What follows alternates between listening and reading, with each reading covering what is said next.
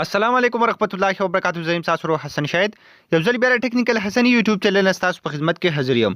خو ګوملګرو په نن ویډیو کې به تاسو ته هغه طریقه هم چې تاسو څنګه کولای شئ چې تاسو د یو چا ټول موبایل کنټرول کړئ، یعنی داغه د واتس اپ میسجونه، دغه د مسنجر میسجونه، دغه په موبایل کې چې څومره ډیټا ده، دغه د ګیلري تصویران، هر یو شی چې کوم تاسو په خپل موبایل کې کنټرول کولای شئ ډیر زیات په اسانه طریقه باندې. نو دا به تاسو څنګه کوئ، دغه ټول طریقه بالکل سټیپ بای سټیپ تاسو ته خایم. ور دې نه مخکې کو تر اوسه پورې تاسو زموږ چینل ټیکنیکل حسن نه سبسکرایب کړئ، دا ضرور سبسکرایب کړئ او زموږ د فیسبوک پیج ټیکنیکل حسن ځان سره هم لایک کړئ او دا ویډیو د خپل مرګرو سره ضرور شیر کړئ.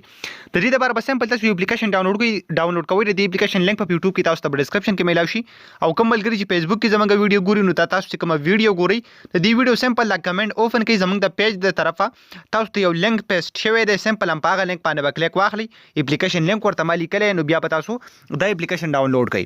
کله چې هم دا اپلیکیشن تاسو ډاونلوډ کو نو دی به تاسو څه طریقه کوئ، سمپل د کوم موبایل چې تاسو کنټرول کوئ نو دا اپلیکیشن به په هغه موبایل کې هم ډاونلوډ کوئ او کوم چې تاسو خپل موبایل دی نو په دې کې به هم دا ډاونلوډ کوئ. ښه اوس پته تاسو استعمالوئ څنګه. کله چې هم را تاسو په دوه موبایل کې انسټال کو نو سمپل په کوم موبایل کې چې تاسو مطلب غواړئ چې زره دغه موبایل میسجونه په خپل موبایل کې وګورم، مطلب په هغه موبایل کې څه مسله ده، تاسو هم کولای شئ چې د خپل موبایل نه د هغه موبایل ټولې مسلې ختمې کړئ. ځکه که تاسو په خپل موبایل سکرین کې بیا دغه رقم اپلیکیشن داسې سایت ته کوئ نو په هغه موبایل کې به هم دغه ټول اپلیکیشن چې کوم دی او سایت بل سایت ته ځي، یعنی تاسو دغه موبایل مکمل سیټینګ چې کوم دی کنټرول کولای شئ بالکل ډیر زیات په اسانه طریقه باندې. تاسو به څنګه کنټرول کوئ، سمپل په هغه موبایل کې به هم د اپلیکیشن انسټال کړئ، په خپل موبایل کې به هم د اپلیکیشن انسټال کړئ.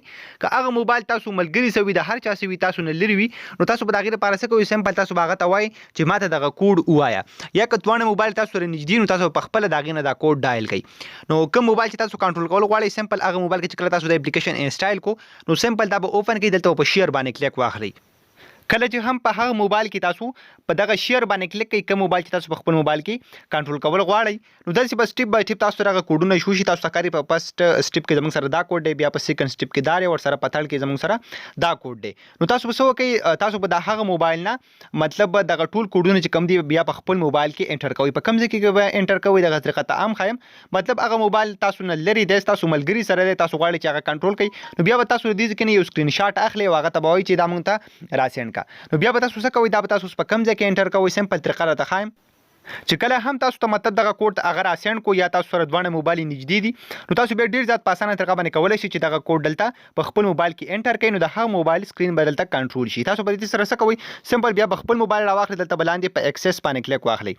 کله چې هم تاسو په ایکسس باندې کلیک کړ نو هغه موبایل کې چې کمپاس ټاپال دلته کوډ هغه بدلته ولیکئ، ور سره سیکنډ بدلته ولیکئ، تن بدلته ولیکئ او بیا به تاسو څه وکئ، په ایکسس باندې به کلیک واخلئ نو د هغه موبایل ټول سیټینګ چې کوم دی هغه په دې موبایل کې کنټرول شي. بیا چې کله هم تاسو په هغه موبایل کې مطلب سم ګورئ نو تاسو ډیر ځات په اسانه طریقه باندې کتلی شئ.